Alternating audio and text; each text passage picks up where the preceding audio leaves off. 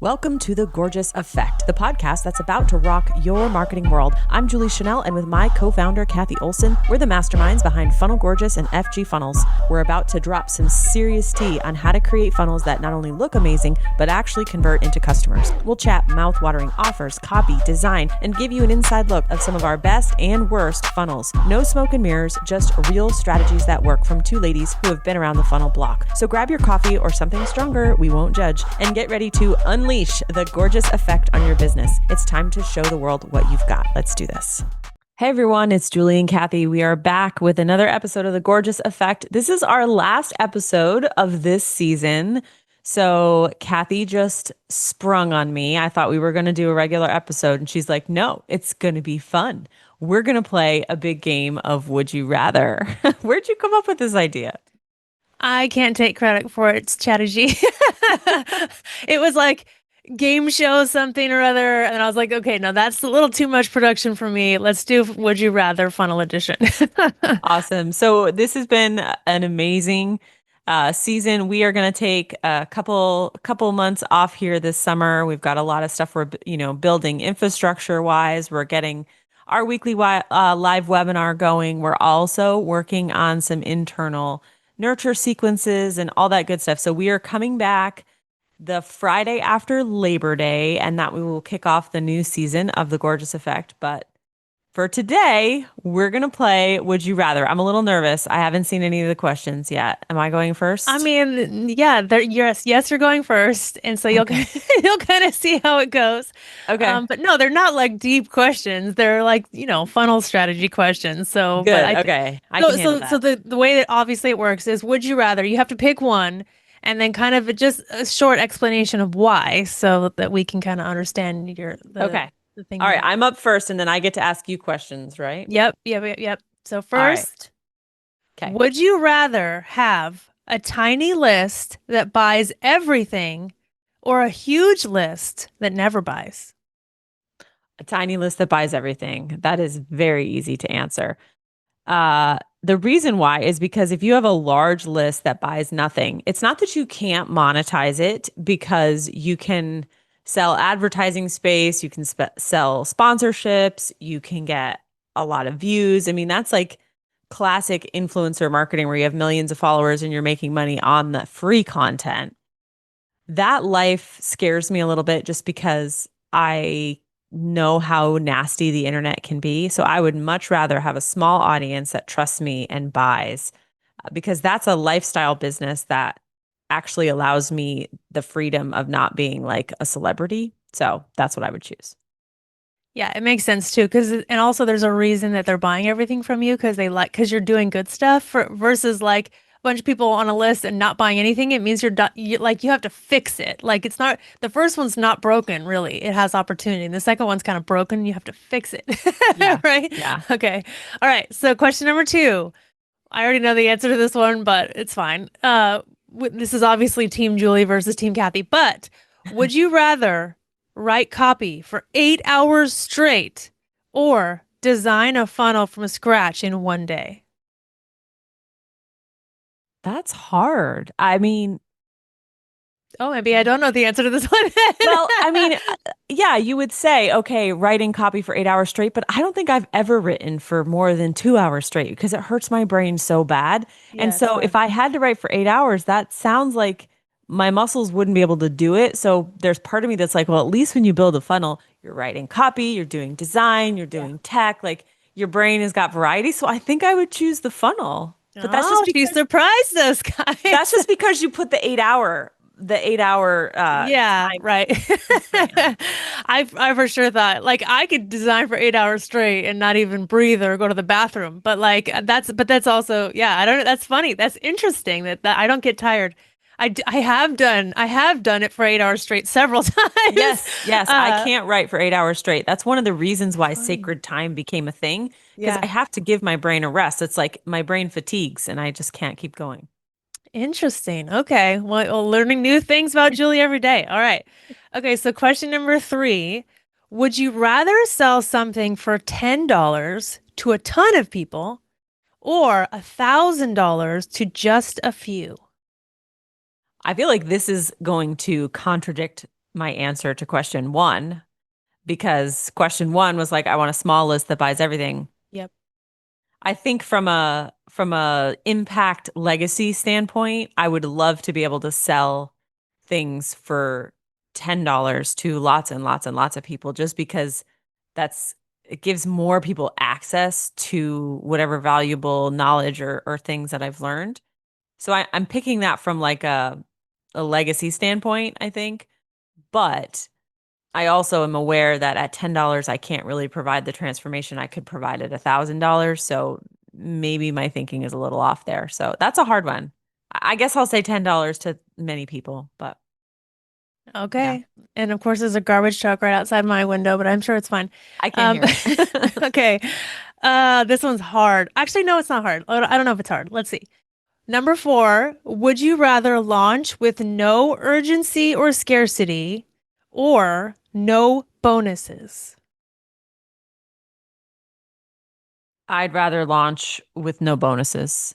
Or you need urgency and You scarcity. surprised me again. I thought you were going to say bonuses for I sure. just feel like people won't buy if you don't give them any sort of like Yeah. reason to buy. Like to sell without urgency and scarcity is way harder because you could just have a really good core offer and then some sort of like scarce limitation or urgency and they're going to buy it.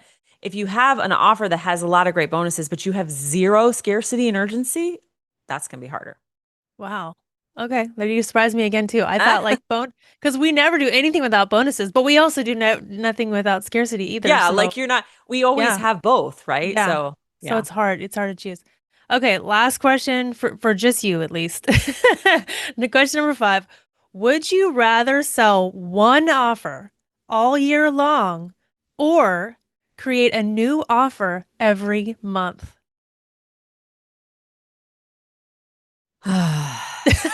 I know, right? I feel like yours So are harder. the Enneagram 6 in me and the leader and the one that likes financial security and safety, 100% the one thing all year round. It's just more stable. It's also what I've done, in my private business. I've sold one thing since 2017.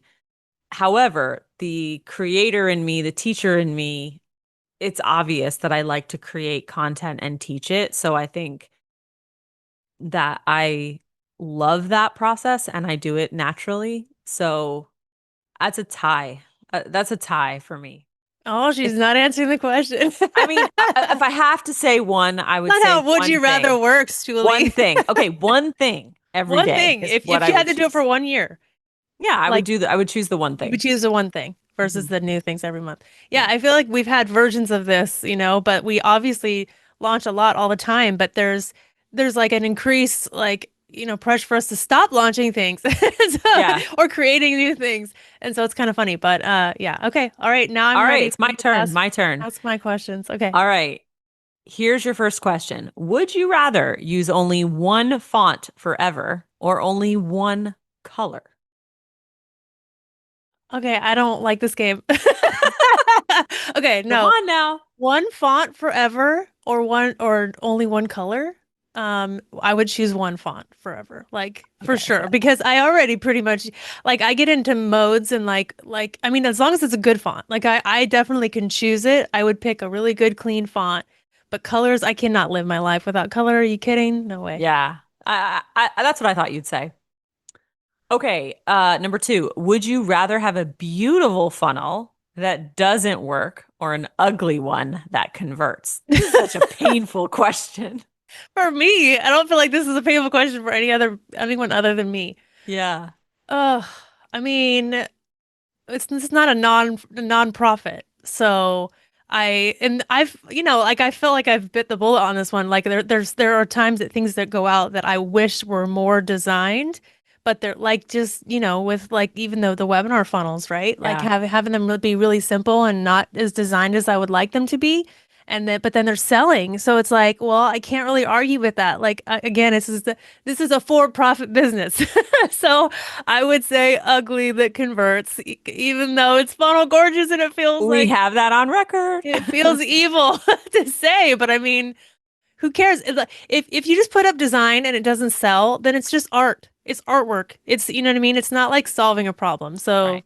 yeah, I'm a Well, realist it's at the end of interesting the day. because I have a client who I'm thinking of who had a funnel, and I wouldn't call it ugly. It just wasn't well designed, and it was converting. And so she probably would be in the category of ugly that converts. But once she fixed the design, the conversions like tripled.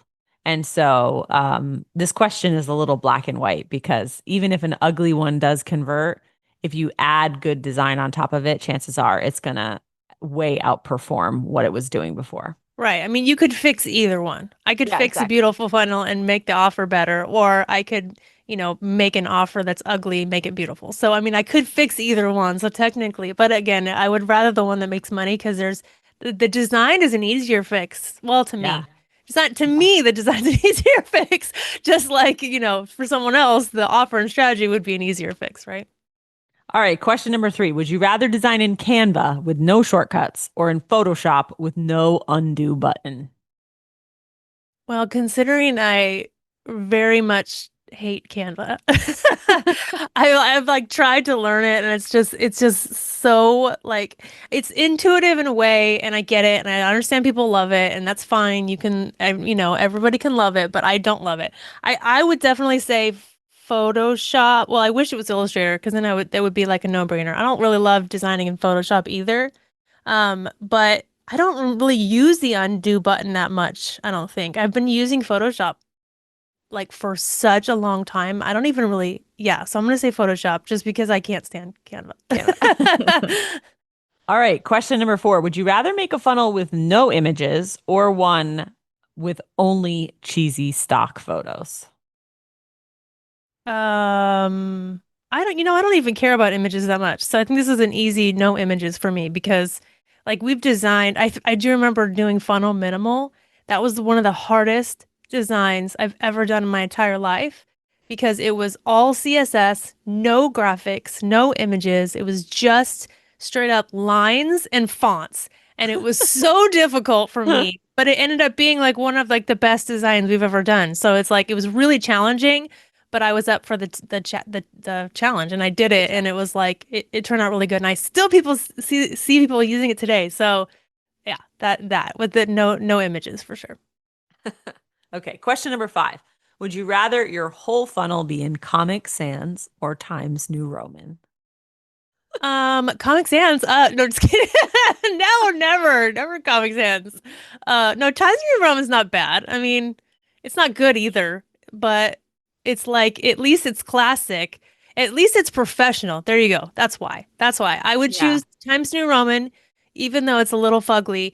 It's at least professional or it's even default versus Comic Sans, which is silly, ridiculous, don't take you seriously, kid like, right? So it's really like about the brand. Like I This think, is this is reminding me because when we were on our honeymoon, AC took over our Instagram. We oh have a my gosh, I couple's remember. Instagram I think account, I and he remember took this. over it, and it was like a dead giveaway because he started using Comic Sans as the captions, and I was like so offended. I was like, "Why are you doing that?" And he had no concept that it was bad, and like people were in the DMs like, "What's with the Comic Sans?"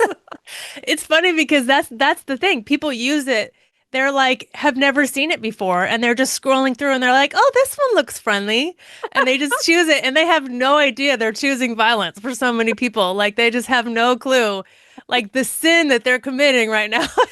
And I then people know. see it and then it's like I'm sure there's like groups dedicated just making fun of that font. It's like the funniest thing, but it's like a if you know, you know kind of thing. Because if you don't know, you really don't know. So did you tell him? Did Yeah, you I like did. And explain then he it? was kind of embarrassed and didn't want to use it. I'm like, no, no, no, use it because this is like Because now now it's funny. it's your mark. Like you're in charge of the Instagram account because all the captions are in Comic Sans. Yeah, it's getting engagement. So we should Yeah. launch a funnel all in Comic Sans just Oh like my one God. day. Just like or like a lead funnel or something. I Just mean, for fun. hey, yeah, we did it with the Google Doc, funnel Yeah. template. Maybe we do something like and maybe people like think we're off our rockers, but yeah, I don't know. That would be awesome. All right, so Uh, then we have some just for fun questions. So I don't know, like maybe one of us chooses to answer these okay. ones. What do you think? Yeah, Okay, sure. I'll ask the questions, or maybe we both do, or we both agree. Okay, would you rather explain what you do to a 5-year-old or your great aunt? Oh, definitely a 5-year-old. Yeah, me too. I can't stand when like adults ask me, like adults that don't know anything about anything, they ask me, "What do you do again?" Oh my gosh, I can't even tell you. Do your family members do this too? Do my family members? Yeah. Or do they just not even bother asking anymore? No. I mean, my immediate family members know, and then I don't really hang out with anyone else, so I've avoided the question. Yeah, so but your family members understand like 100%. Yeah.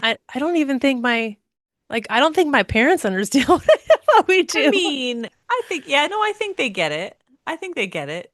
Or at least they Okay. don't ask me Maybe I don't questions. explain it well enough or something. I usually just say marketing because it's like, and then they're like, "So who are your clients?" And I'm like, not like that, Marketers. like teaching marketing.